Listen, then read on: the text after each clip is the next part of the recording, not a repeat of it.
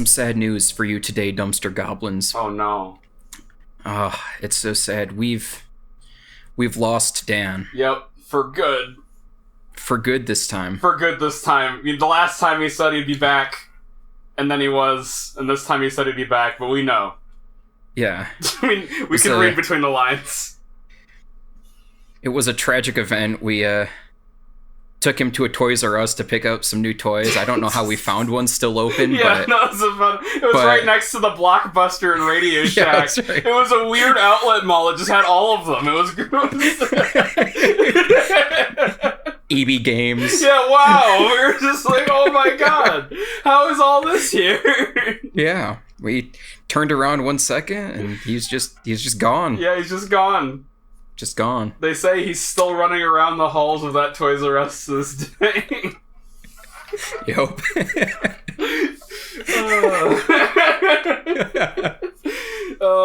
Yeah, but how are you doing this week, Tyler? It's a duo cast this week. Everybody. It is another duo cast. It's another intimate, low effort podcast. And most intimate. We get to talk about all the intimate details of how I have opinions on Good Omens, because I watched that. Ooh, good. Share all your dirty little secrets with me, my dirty Trey. little secrets of how I thought dirty that show... little secrets. Yeah, stop saying it like that! You dirty little secrets, sure. Secrets, true. Good Omens, yeah. Yeah, it was okay. I feel like I'm a little bit dissonant. I know you recommended it, I think. I remember, yeah. I really liked it. Yeah, here's the thing. I love The Angel and the Demon.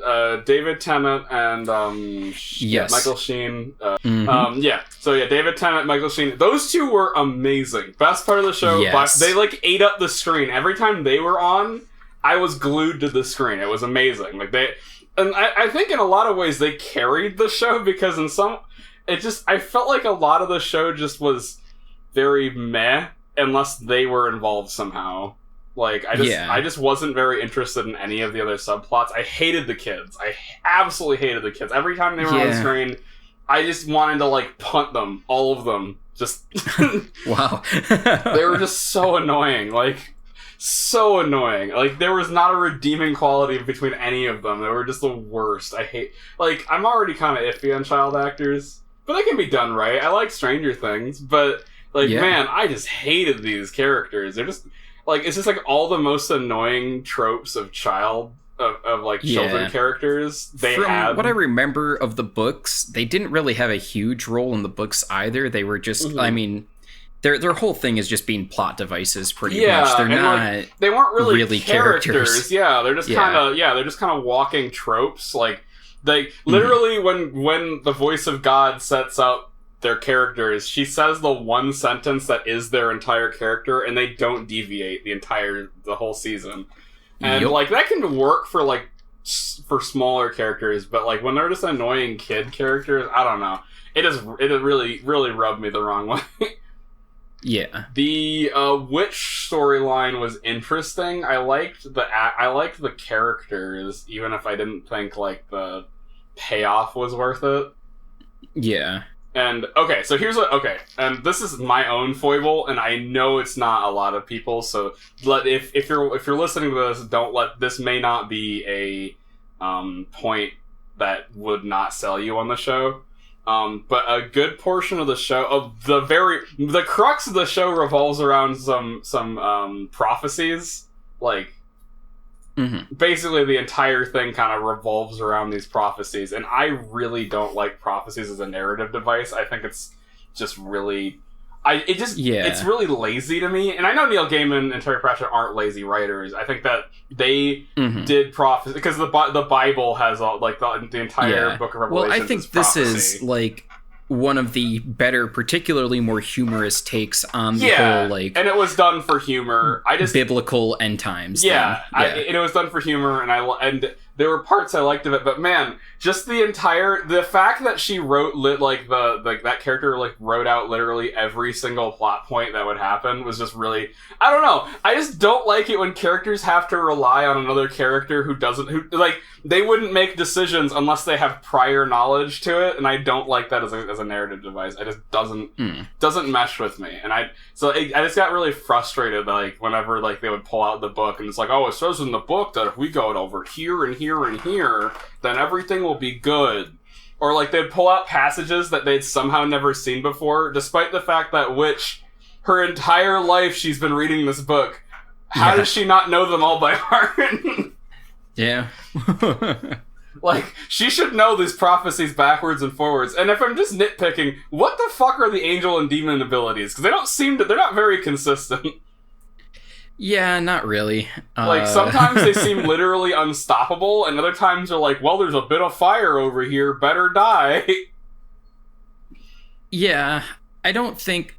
I mean, part of that was, it was, like, I guess, special fire or something like that. It was never, like, I guess, normal fire. But, like, I think it was hellfire in one case, and then the other one was, like, the fire of some demon lord. Yeah. And then, that you see in the show. But... And then there's, it's just like inconsistencies where, like, David Tennant's character would just sometimes was, like, an unstoppable killing machine that can't be stopped, can stop time and all this shit, but he's afraid of, like, the toad demon dude who, I don't know, can make maggots or something. I don't know. And again, it's not the kind of media that really is conducive to, like, scaling at all. It's just like whatever's humorous at the time or, like, is an interesting situation. That's very much a Terry Pratchett system. Yeah, and I mean, Terry Pratchett in general has never been one for necessarily consistency. It's always just... not at all. It's comedy takes the forefront. Yeah, like, I've read a few of the Discworld novels. It's very... Those are... Like, if you want a consistent power... If you want a consistent, like, magic system, that ain't it, Chief. Like, nope. It just kind of does what it do. Yup. Yeah, there's no consistency in the Discworld, but they're... great books still, oh yeah, lovely books. I didn't read all of them because, like, I'm not a crazy person. There's a lot of Discworld books, but there are a lot of... Yeah, but it is worth a checking out. I think anybody who, especially if you like Douglas Adams, like if you read Hitchhiker's Guide to the Galaxy, and you enjoyed that style of humor, then you would love the Discworld books because they have a very similar styling. Yes. Yeah, I will say Douglas Adams is a little more rounded. But then Terry Pratchett is really flighty. Like, sometimes he'll go on, like, these huge tangents that are just, like, complete nonsense. Yeah. But whereas Douglas Adams doesn't. But they're very similar, like, reads. Like, you read them. If you read one and you read the other, you'll be like, okay, I can see why somebody would recommend these two.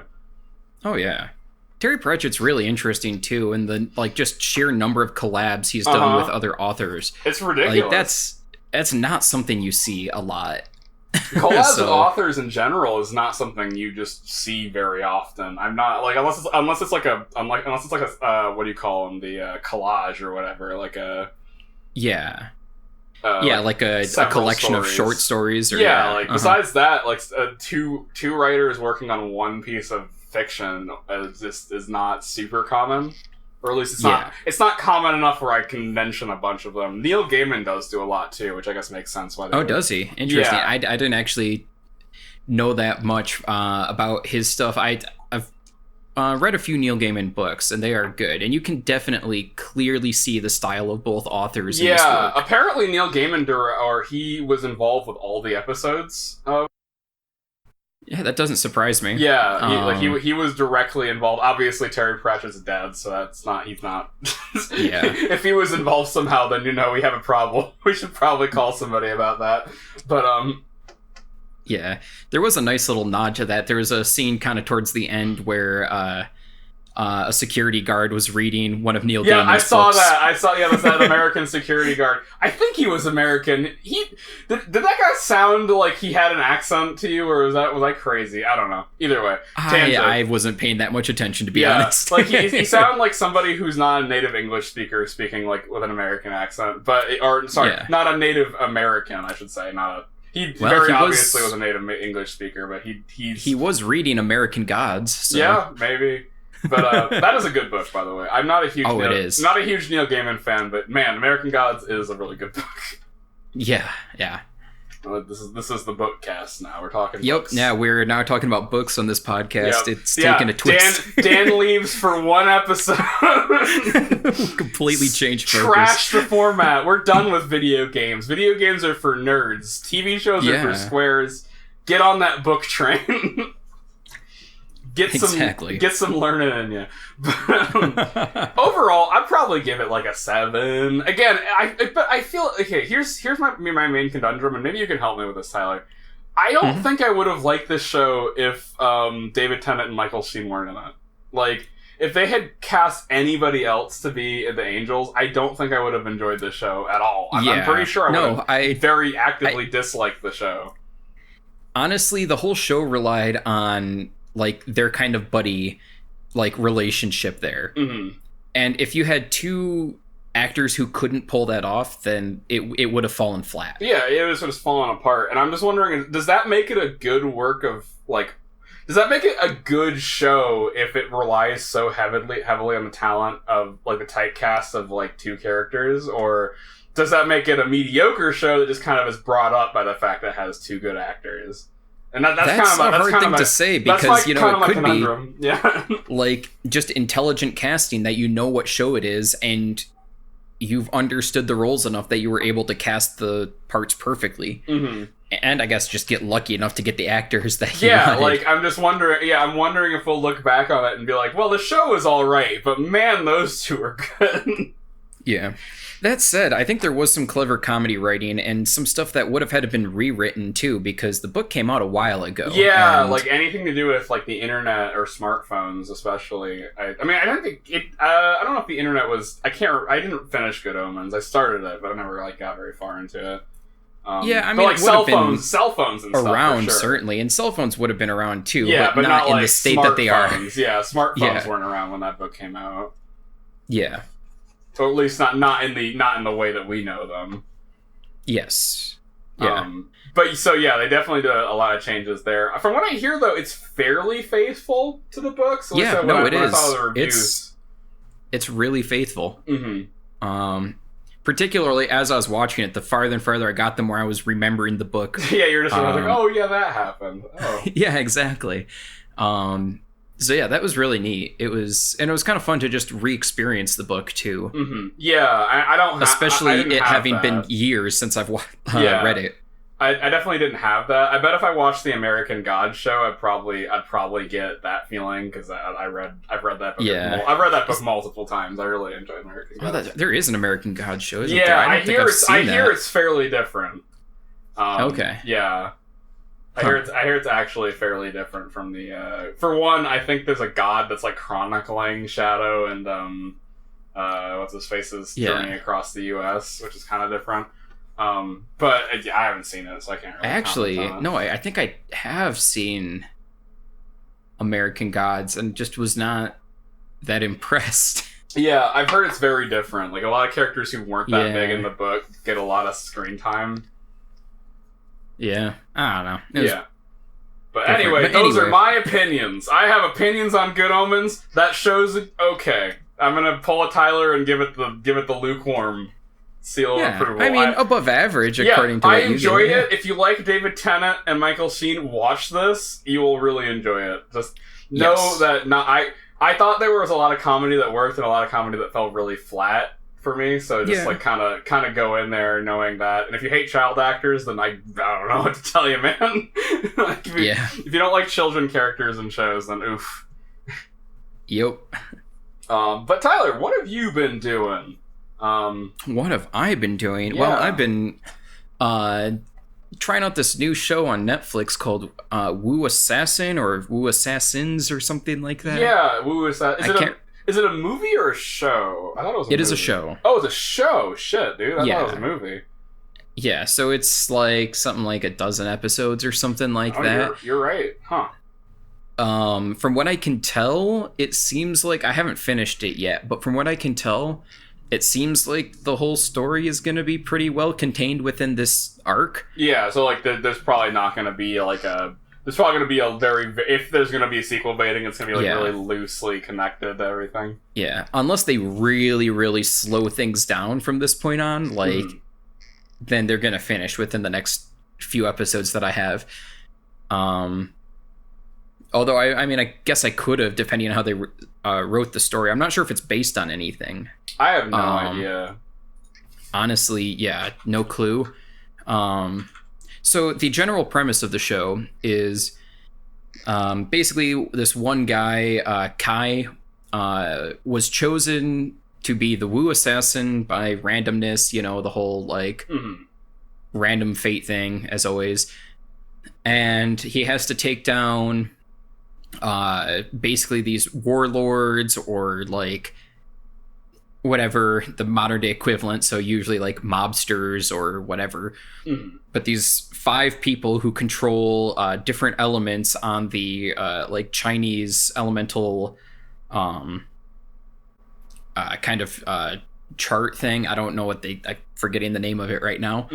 But the elements are fire, water, earth, wood, and something else that I'm blanking on right now. And that one. You know, and that one. Yeah, yeah, so anyway, actually earth and metal might both be on there. It's weird. It's a weird. It sounds kind of weird. Kind of sounds like Avatar-ish almost, but it sounds like it's just these people who can use them, right? Yeah, it's just the 5, and then the Wu assassin who has the power of 1,000 monks or something like that. I just remember from the trailer he has the chairman from Iron Chef America. Oh really? Yeah, is that the guy, one of the faces? Yeah, the main one from the trailer is like the bald one. He's the guy who always shows off the secret ingredient, and he's like always whenever he turns his face and make like a karate slash that makes sense because Kai is a cook in the show. Oh, like. That's his profession, although they really haven't touched on it since, like, the 3rd episode. So, he pretty much left that behind because its life is now full of drama of being an assassin, I guess. They don't care about that cooking shit. Cooking's for nerds. Yeah. Yeah, Mark Dacascos. The fuck? I mean, he does a good job in the role he's in. Yeah, which is basically supposed to be stone-faced, like, monk guy. Yeah, he's very animated in, like, everything he does. He purposely overacts, and, like, it's very interesting. Like, Iron Man America, he was in John Wick 3 as well. He was he was an assassin in John Wick 3, and he was really fun, a very fun character. But man, he's like just like he really plays up the fact that he overacts. So he kind of is like a showman, sort of, in a lot of the stuff he's in. Yeah, I don't know if it's honestly like that in this, he's more fun to watch than the main character. So, so basically, my thoughts on the show so far are just that it's I don't know. The story is a bit cheesy. Yeah, it looks cheesy as fuck in the trailers. Yeah, it looks real cheesy. And part of that is fine. I mean, it's a little cheese is not a bad thing. Nothing inherently wrong with that. Yeah, especially when your main character's a cook. Yeah. But anyway, some of the action scenes are actually pretty decent. The director, I think he's done a lot. I think he like directed like The Raid and stuff. Like he's a very accomplished martial arts director. Got it. That explains that, because the action sequence so far have been the kind of highlight. The highlight, yeah. That's what I kind of figured would happen when I saw the directing. I was like, it's probably not going to be like the best shit that you've ever seen, but it'll like the action scenes, if they're worth it, I might check it out. Yeah, if you can just slog through the rest of the story, which is pretty predictable and not really, I don't know, again, cheesy, then it's not too bad. There was one scene that I just wasn't expecting because it came out of nowhere in the most recent episode. So I guess it's going to technically spoil a bit, but it doesn't have anything to do with the main story. They seem to be like, oh, this is a Netflix show, the fact that we have an almost entirely Chinese American cast is not progressive enough. What else can we do? Oh, how about we have the characters go to this like hick bar and basically have a bunch of white dudes like make fun of them for a while, and then they pull out a bunch of karate and beat up all the white dudes. Yeah, that's they pull out a bunch of karate. Yo. Okay, sure. Why not? That's exactly what happened in that scene, and it has nothing to do with anything, and was just there. They're like, I guess the other thing is, we haven't had action in a while. Let's just... These guys hate Asians. Beat them up. Just beat on them. That's what they get. Yo. That's pretty great, actually. I kind of like that. Yeah. It was fine. They just got into it in a very awkward way, I thought, but whatever. Yeah, I mean, it sounds like super inorganic. It sounds like what you said. Yeah. Like, it's just like they needed an action scene, so they just kind of did it. Threw it in there? Yeah. Like, just make the most contrived reason you can think of for an action scene. Oh, and it was, like, immediate, too. Like, it was so obviously choreographed where, like, as soon as the action started, like, everybody in the, like, restaurant got up and just ran, like, as one. Like, there wasn't any... Yes. Oh, it was very hive mind looking. They all just moved as one to the exit. That's amazing. Except for the, like, 4 people who were part of the fight. That's amazing. Okay, I might have to actually watch this show now. Like, it just sounds so corny. Oh yeah, it definitely is. As far as the main cast goes, I don't know. The main character is the most wooden of all of the actors. Yeah, that's unfortunate. I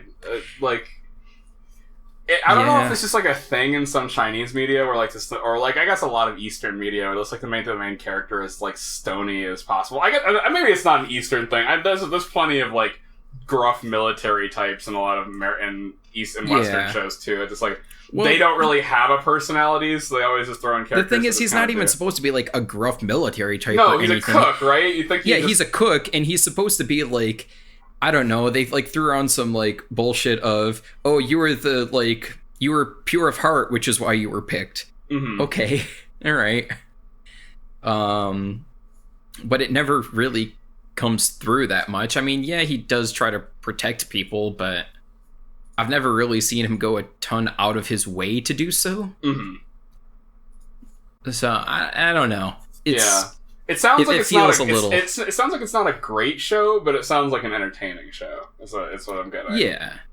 Yeah. No, I mean, and for the action sequences and for some other parts, it's definitely worth the watch. But there is quite a bit of just slog as they are working through the story that doesn't really matter that much. I mean, sometimes for a martial arts series, that's all you need. But I wish that if you I think I agree with you in the sense that I wish if a story, it doesn't just go for martial arts, any story, if you know your story is stupid and that's not the focus, then don't focus on it. But like I feel like that should be a no-brainer. But you see it a lot in a lot of different media where it's like, this story is dumb. The directors obviously know it's dumb, but they spend way too much time doing exposition anyway. Like, it matters. Like, it's like, you know what? If it's stupid, just lean into it. Like, yeah. If not knowing things actually doesn't make the story better, or like if knowing things doesn't make the story better, then don't let people know things. Like, don't even bother. Yeah. I think the other thing that's kind of annoyed me about the show is that they kind of hinted at character growth towards the beginning of the like show, and kind of like, oh, Kai has to work towards like being this assassin and he has some training to do and stuff, but they didn't really ever do that. Oh yeah, he just kind of is. He just kind of like suddenly became it, like, and while he's not perfect still, they were just like, yep, you passed your training, you're good, okay, get out there, like, go kick some butt. All right. So, sure. what would you rate it on your hot sizzly scale? My hot sizzling scale? Well, if you gave Good Omens a 7, and that's my comparison point.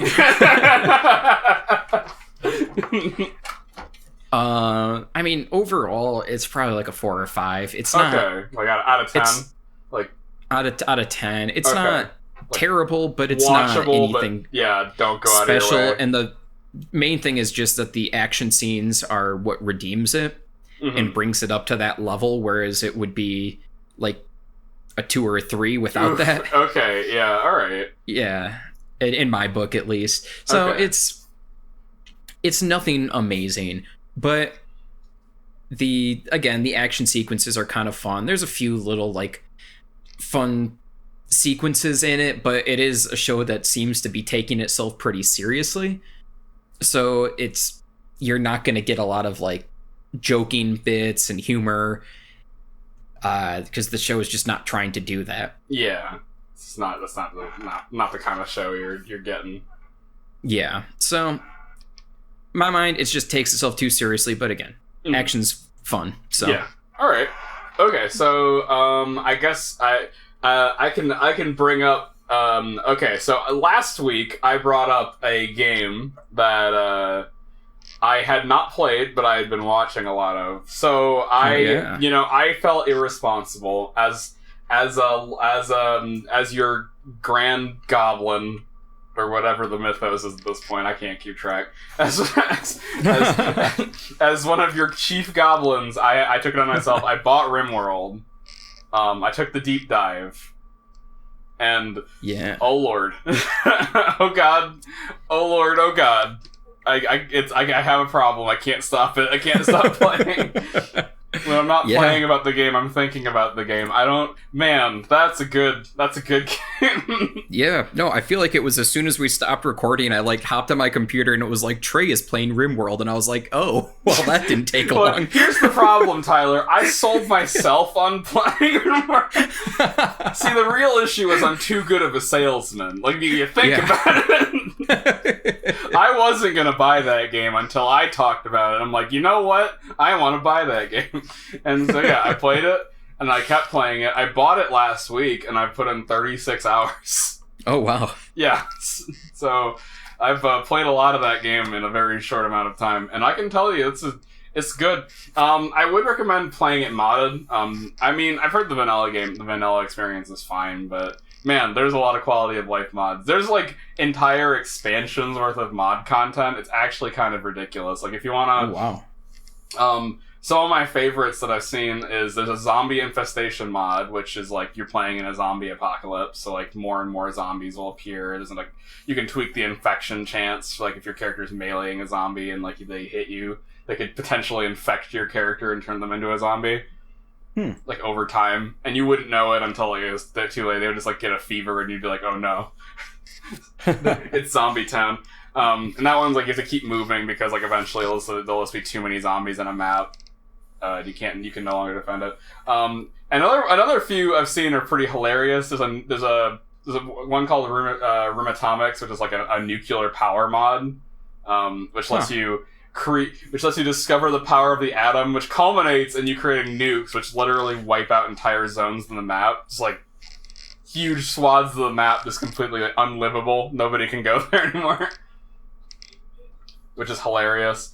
Another one is you can splice the DNA of animals together to create horrible, ungodly monstrosities, which I'm going to try out that eventually. I saw a video, and apparently there's very little limits. You can just like mix any number of animals together to create some horrible stain against God. I saw a creature. It was like 7 different animals. It could barely walk. It was just like the epitome of just like kill me. And I'm like, man, somebody modded this into the game. Wow, that's incredible. Yeah. And so like I currently have over 100 mods, and they're mostly quality of life mods. But that's my recommendation. But man, just like the stuff that you can do in this game is just amazing. Like I don't even know what to say about it anymore. It's just like it's not actually that complex, or it is very complex. It's not that hard to learn. It's definitely it's probably hard to like manage. Like it's probably hard. It's probably a hard game to like like the ceiling of like learning the game and learning the systems is probably hard. It's pretty hard, but like actually getting into the game is surprisingly easy. I actually didn't have very much trouble with it at all. Interesting. It has a pretty good tutorial, and once you get like through that, you're just like, oh, okay, I kind of understand everything. You'll probably still run into things you just didn't know, but like it never feels like I can't play this game because there's just a wall of text between me and like actually playing the game. Like you've ped games like that where it's like, oh yeah, like yeah, I think especially you've played games like that where it's yes, like, I have. where it's just like, oh, I want to play this game. Oh, no, I don't. I have to read a textbook to play this game. Or it's like you're like, all right, got to pull out the manual, and you just like dust this like giant like 1,000-page book off. Yeah, and, like, the tome. plop it on the desk, and the desk snaps in half. And... It's like, well, this is part 1 of 7, and then I'll finally be able to get out of the tutorial. Yes. Yeah, it's not like that. It's once you like get character schedules working and like figure out how stockpiles work and like know the power and stuff, like it's not that difficult. It is cool though. I just love, man, like playing this game made me just really appreciate like dynamic storytelling. Like I think it's there's some really cool situations that happen. Like I started like that with 3 characters. It was a soldier, a former noble, and their like house worker. They like crash land on a planet, and like this is just the game created the story for me. I didn't create this. And like the noble and the soldier were married. They like ran away from their house because it was like a forbidden marriage, like a Romeo and Juliet situation. And it's just so interesting because like at one point the soldier's ex-wife shows up and we have to rescue her. And like she joins the crew, and then like that makes the wife jealous, and so they get divorced. And so now the ex-wife and that character just like pal around constantly because they're the only 2 good characters that are good at shooting.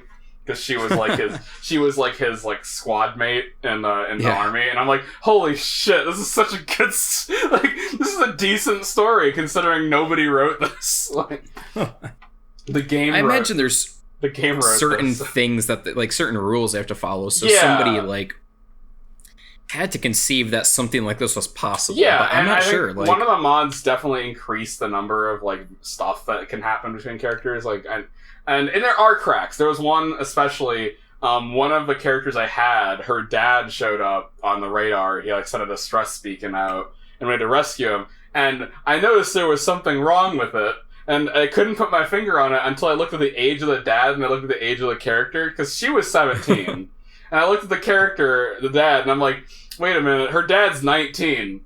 Wait a minute, that doesn't... What? You know what? I'm no biologist, but that doesn't quite check out. Look. He turned 18 and then he adopted. Yeah, I mean, maybe. He adopted somebody 2 years younger than himself. Yeah. It's a very odd child-parent dynamic they have going on there. Yeah. So I thought that was a bit, like, there was obviously, it's not perfect. So I was like, that was a definite, like, okay, the game fucked up a bit situation. Yeah. And there's some other things, like one of the mods I have lets characters have children, and like when they have children, the children are tiny and can't do much. But some of the recreational activities are like drinking and smoking, and the game can't differentiate ages when it comes to those things. So like I've discovered one of my characters has alcoholic tendencies, and she's 3 years old. So at one point we had vodka in storage, and I was going to sell it because I didn't want people drinking because I'm a mean boss.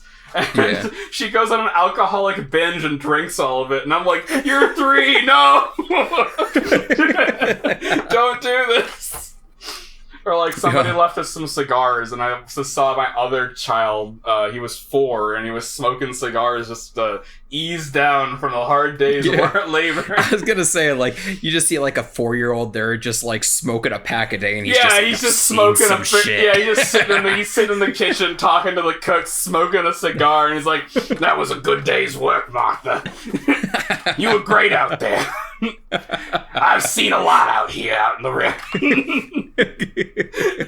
It's like, and that's obviously that's not indicative of the real game. It's a mod interaction that doesn't quite work, but it's just funny. It's just that I thought that was hilarious.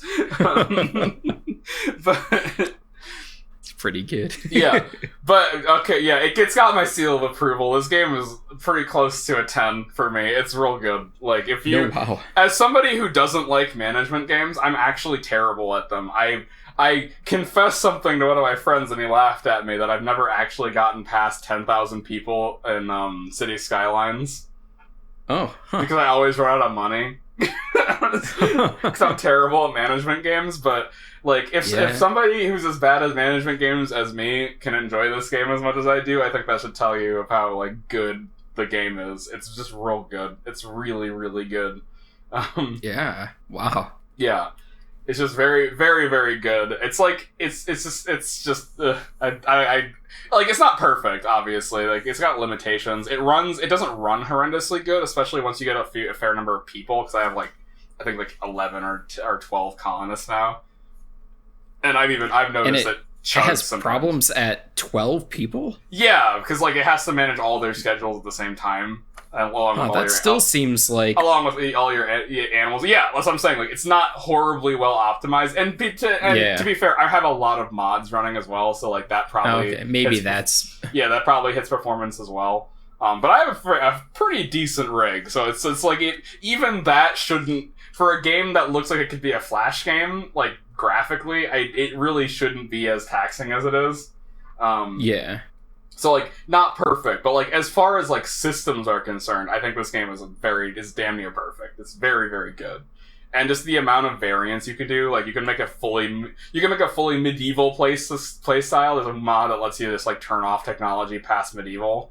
And, like, increases the medieval tier stuff. There's, like bathroom stuff, like actual hygiene and drinking water and stuff. It's just crazy. Like, if you can think of a playthrough, if you want to have a playthrough where you have genetically superior dinosaurs that your characters ride around with chain guns, you can do that. The game supports that. That's a real thing.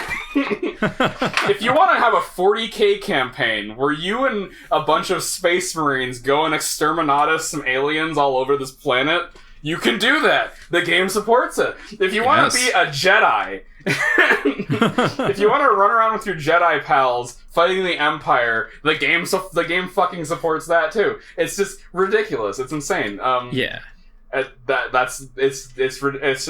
the sound of things you can get in with it. It's just infinite variance and like actual good variance. Yeah. That just kind of hits that itch for me. Like, I didn't realize I needed that in my life until I started playing. Yeah.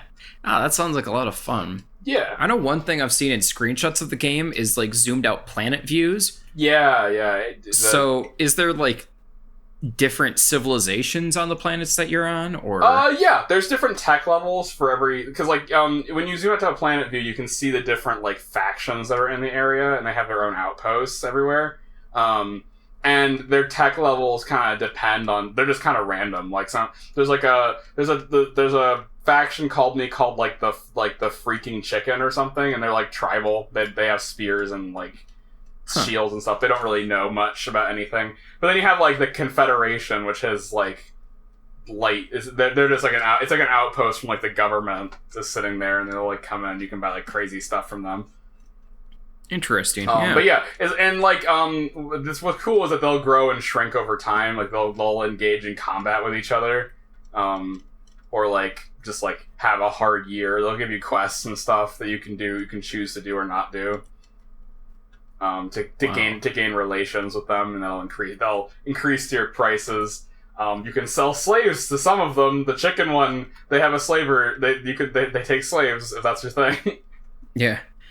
So I know the problem I've always had with like, I guess, procedural story stuff is that it always just feels like you start seeing the same things over and over again. Mm-hmm. So is that something you've noticed yet in the game? Slightly, and I think that might just be due to the difficulty I'm on, because I'm still on, like, the normal difficulty. Okay. But, like, I don't think I've hit anywhere near, like, the end game yet. Like, even after 32 hours, I don't think I'm anywhere close to the end game. So like I don't think I haven't really noticed that because there's always problems that need solved. It's a management game, right? And, you know, in management games, you're always running out of food, and you're always running out of like thing. You're getting more and more people, and like those people need stuff constantly. I've noticed some repeated quests and stuff that pop up, but it's because it's so optional. You don't really feel like the need. It doesn't feel like you're doing. It doesn't feel as like repetitive to me, at least. I haven't noticed. I haven't been bored by the game really. Okay. I think the only thing that might bore you eventually is like when you get far enough in, the game basically runs itself. Yeah. Like, we're at the point where I'm at, everyone has their tasks set up so meticulously that they barely need input from me anymore. Yeah. Like, the only time they need input from me is if I somebody's attacking us, like if somebody's raiding, or like some plague hits us or something, or like our crops are getting killed by like some virus, or I don't know. Like, there's a lot of this. I think that's part of it too. Is just there's a lot of situations that are just vary in tone, and like I don't know if you know that there's like narrators in the game. Like, not narrators. Okay. There's curators. Like, they're your storytellers. And there's 3 different ones in the base game. There's more you can mod in. One of them is just like it ramps up the difficulty steadily as you play. Like it'll start you off pretty easy, and then as you go, it'll just keep throwing harder and harder shit at you. And interesting. So it's like the narrators are actually driving the world, then? Yeah, they're driving the world. Okay. Another one is just like an easy time. You're just having a good time. It's not going to throw too many things at you. Another one is called Randy Random, and he literally just throws whatever the fuck he feels like at you. Nice. That one I've had the most fun with because it's just so chaotic. It's like real life, where like sometimes bad things will stack on top of bad things. Like, yeah, sometimes, all your colonists get sick and they all have to be in bed, but oh no, a raid came, oh no, and some of the animals went berserk, oh no, a pack of killer squirrels invaded your base. Wow. And then other times, that sounds like fun. and my past session, like, he just kept dropping cargo pods full of hamburgers and like tacos and shit, and I'm just like, okay, all right, yeah, thanks. So that one's, I think, is my favorite just because it's like real life. But I think if you want like a good narrative, I think the Cassandra, like the storyteller one, is your favorite. But there's a few other ones, like I think Edgar Allan Poe is one you can mod in, and like H.P. Lovecraft is another one. So it's like there's pretty cool stuff like that. Yeah. But besides that, though, I don't really have much else to talk about it. I just think if that sounds like an interesting game to you, I think you should pick it up. Yeah. No, that sounds good. Like 100%. Yeah. Well, interesting. So I guess I've been playing one game this last week, sure, which I picked up off of a recommendation from you earlier. Oh yeah. Which was Legend of Heroes: Trails in the Sky. Oh yeah, I've never actually played that game, but I have I own it, and I've my friend has played it, and he said it was one of his favorite JRPGs of all time. Okay. Yeah. So what's your impression of it? So far, it's been enjoyable. Yeah. I'm only in like the second chapter of the game. Okay, so and I put a decent bit of time. I mean, there's a prologue, then chapter 1, then chapter 2, and I basically just started chapter 2. Yeah. Now. And honestly, it's still kind of showing me the world and stuff, and I'm not certain how long the story goes. I have no clue. I think it's a fairly long game, and I think the second game is like a direct sequel. Like, takes place like literally like not even hours after the first game. So it's wow, just a straight up continuation. I heard the third one is not really that, but okay. I have the second game as well. So yeah, I've played Trails of Cold Steel, which is like the sequel series. It's like tangentially related. It's like set in the same world. Some of the same characters are in it. Yeah. I've watched somebody play it basically to completion, and it's the world in that game is very well thought out. Yeah.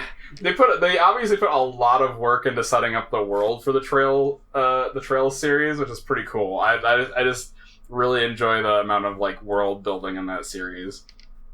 Yeah. So far, I mean, they've definitely put some work into the world building, but because I haven't seen a lot of the world, it's hard to see just how much yet. Yeah. Because I've basically been to like 2 towns in the game. Mm-hmm. So a lot is still going on in the game. Yeah. So far, the battle system seems to be pretty good. It looks cool. I don't really know how it works, but I've seen it. It looks pretty cool. It's basically like a turn-based one, or kind of that ATB type system. Mm-hmm. But it'll show you the order coming up in the like top corner of the screen. However, it'll only show you until your next move. So it's possible that you'll get like shoved in earlier depending on the type of move you make. Yeah. So yeah, that's kind of different, I guess, for me. Mm-hmm. Yeah, and it seemed like it had a lot of depth to it from what I've seen, from what I've watched. Again, this is coming from somebody who only watched it like when I come in to like help out Austin. I would see him playing it, and I could see I could see the design of it. I didn't really get a feel for the game. Yeah. Well, part of the other aspect of it is that it does take place on a grid battle, space. It's like a grid base. It's like grid base, and you can move around on that, right? Yes. So you can move around and stuff. It's weird because movement then takes an action. Okay. And it feels like you always want to be doing something and not just moving unless you're just trying to get your character out of danger. Sure. So you're incentivized not to just move. Like, you feel like you're wasting a turn if you're just moving. Yeah. So it's just that part. I don't know. We'll see. Yeah. I might find times later on that I really want to, but I found that it's like my least used thing besides the like runaway commands. And it might just be a super situational move that you don't use very often. Like, that could just be it. Yeah. I have found that the like shortest range character so far seems to not be that great at armor. So he just dies a lot. Just kind of like runs in and dies all the time, and he always seems to be like the more mature and like I don't know, stronger character. Yet like the other character is just way better at taking hits, but has a longer range attack, so look, you don't get mature unless you just get beaten up a lot. Okay, I guess so. Yeah, this is how maturity works. You have to. He just gets the shit beaten out of him all the time. Yeah, it's the only way. It's tried and true. You won't become strong unless you've broken a few bones. Yeah, there's one story aspect that's kind of like, I don't know, just like starting to wear on me, because it's just like your father was apparently this amazing person, so everywhere you go every single person is like praising your father, and I'm like you're the son of this character. Yeah, or just like not even knowing you're the like kid of that character, they're always just like, oh yeah, this one guy, isn't he amazing? It's like, okay, we get it. Okay, all right. I'm glad that you point that, because like I know this small tangent, but I've been playing Fire Emblem a lot recently, and literally everyone just wanks your character off so much, it's ridiculous. It's just like your character sneezes and everyone's like, oh my god, did you see the way he did that? Such a genius. I mean, at least in Trails, I'm pretty sure all the characters are voiced, right? Like, every single character is a voiced character, right? No. No? Is it like a silent main protag? There's zero voice acting. No, I mean, I'm sorry. When I mean voice, I mean, like, he's a character. He's not just... Oh, like, yeah, no. The main character is not like a voiceless... Yeah. Yeah, sorry, yeah. Player analog. Yeah, where in Fire Emblem, you're basically a player analog. You don't really have, like, a whole lot. You can answer questions and stuff sometimes, but like your character doesn't have a voice acting outside of battle and stuff like that. Which that one is more like they're just wanking off the player, and I kind of was like, guys, come on, like the character barely talks. Why are you so into him? But this one is like, okay, maybe I could see it. I haven't played it, so maybe it's a little egregious in game. Yeah, the other thing that's kind of a little bit wearing on me too is the like your two characters were raised kind of as siblings. Mm-hmm. And there's kind of two main characters in the game, so there's the boy and the girl. the girl is actually a blood relative of the father. The boy is not. He was like, they haven't really revealed his past yet where I'm at the story, and he's even like talked about it in a few cutscenes, like, hey, isn't it weird that I never like talk about my past and you're completely okay with it? And she's like, no. Let's move on. let's Stop asking questions. So, yeah, that happened. But, like, also, there's been a few times where people have been like, oh, so you're not related by blood? Like, so, like, why don't you two get together? It's like, what? Look, they're not related by blood, Tyler. It's fine. It's fine. Yo. What if those two actually get together, though? Will you throw up? I don't know. I hope it doesn't happen. But it's fine, Tyler. And I can't really tell what the characters think of each other yet. Mm-hmm. They haven't really said enough about each other to like really give off an impression. Okay. Like, the girl seems to have indicated mostly that she's like, I don't know, interested in his love life, but does not seem romantically interested in him. It's like she's a sister. She's just being a sister. Yeah, she's being just a sister. Mm-hmm. And him, he doesn't talk much. And he doesn't talk about feelings in particular, so no idea what's going on there. He has no feelings. Yeah. Really, the game kind of puts it more that the girl is kind of the main character anyway. Mm-hmm. Yeah, and he's just kind of tagging along. He's kind of tagged along, but he's also kind of main character just because he's, so far at least, always in your party. Mm-hmm. That's interesting. I don't really see stuff like that. Like another character is the main focus for the plot, but that your main character is just kind of there. You don't see that very often. Yeah, no, if anything, he's the main focus of the plot because he's got the like mysterious past and the whole like he seems to like know more than what's going on, and he seems to have these weird connections everywhere, whereas she's just like this very like oblivious character, like very hard-headed, like rushing into every situation, to the point where like everybody kind of refers to her as like a tomboy. So yeah. Whereas he's like the cool, calculated, mysterious sort. Right. But yeah, I don't know. And it's also just interesting having two main characters in a JRPG. Yeah, that is weird. Like having two like actual main characters, it's like they both get a lot of the focus of the plot. That's definitely different. Yeah, you'll have to keep me posted on it because like if you look at a lot of top 10 lists, like Legend of Heroes: Trails in the Sky like pops up a lot. Like that game is a a critically acclaimed darling. Yeah. So, obviously, it does something right. It's not bad. So, I mean, it's of the JRPGs I've played, it's sitting pretty well average so far. We'll see if that changes. If that changes once the game gets into it, because I feel like there's still more that the game has to show me. Because it sounds like you're still in like not tutorial necessarily, but you're still in like the beginner. Yeah. Like if this were a Final Fantasy game, you wouldn't have seen the title card yet. Sort of thing. Yes. Yeah, even though I'm like, probably at least a dozen hours into the game. Yeah.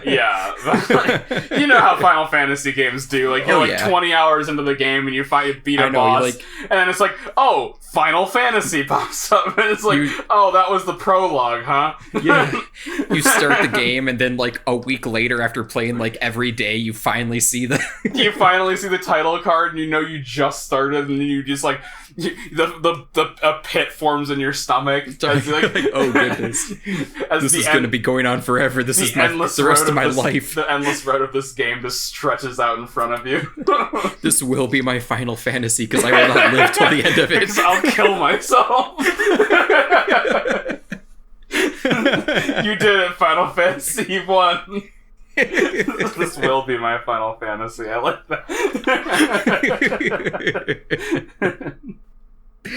Yeah.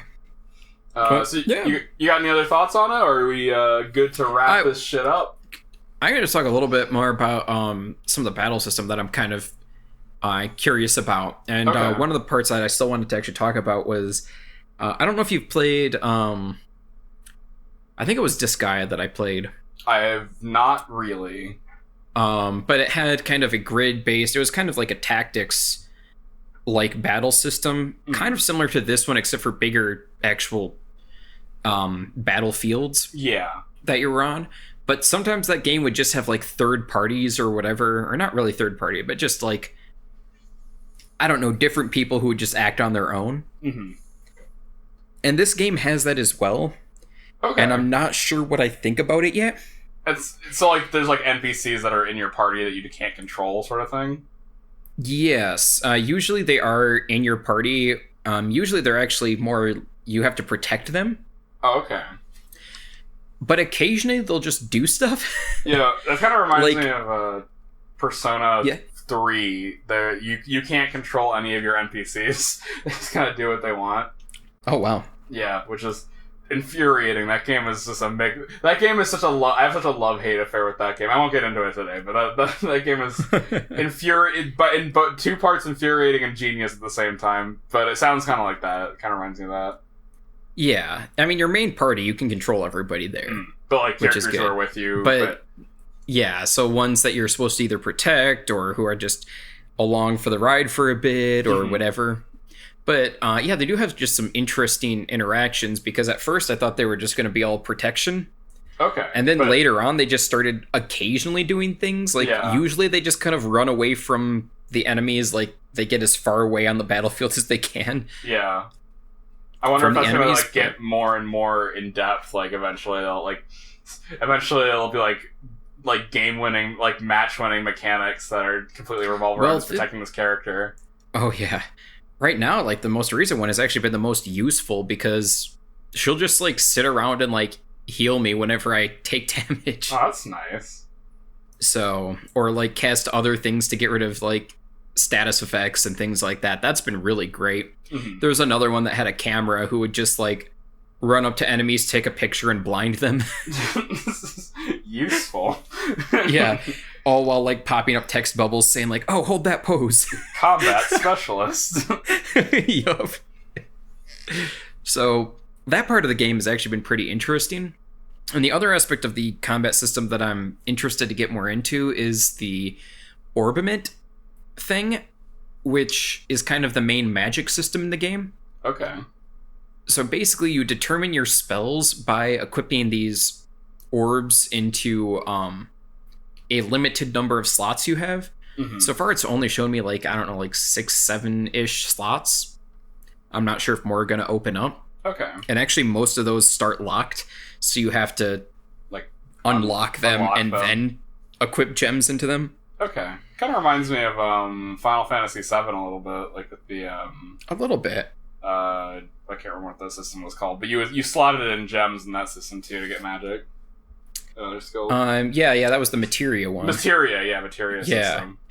I think 8 had something kind of similar too, although I'd never understood the battle system in that game. But they had some weird thing where you, like, collected different types of spells and then you could, like, augment things with it or something like that. I don't know, it was weird. I never played a lot of 8. I'll be honest. That's fair. It was I even by Final Fantasy standards, one of the stranger stories. Yeah, I do know the story of it. I've watched a video of it because, like, I just have obviously what I do in my free time, because I'm not a nerd, I'm a productive member of society, is I watch lore videos. And that one was interesting because it just, like, after disc 1, apparently it just goes completely off the rails. Yeah, it just, like, just gave up at some point and just kind of fucking just, like, blew up. Oh, that is totally that game. Yeah. But it is interesting in this game just because you can basically swap out those gems whenever you want. So if you're having trouble with a battle, you can just figure out their, like... Oh, you can do it mid-battle? Not mid-battle, but like if you fail a battle and you're going back and redoing it, then you can just try to figure out the type advantages against them and just reslot all your gems, so all of a sudden you're way better against your opponents. because you have the spells and stuff that they're weak against. That's cool. All right, I like that. Seems strategic. I always look for that in JRPGs. So far, I'm waiting for the system to show more. Like, slots are right next to each other, so I'm not sure if like it matters if you put different types or similar types next to each other, if that has any sort of effect, if they'll get any kind of synergy. It kind of seemed to hint that, but I haven't noticed anything yet. Okay. From using the system, but again, we'll see. Getting a little farther in the game. But anyway, yeah, Trails in the Sky so far, good game. All right, yeah, keep me posted on that. Yeah, it's looking like we're hitting that time again, folks. So, yeah. So as we always do, we'll leave you as we always do, with me saying, "Get out of my fucking house." I love you, dumpster goblins. I don't. Get out.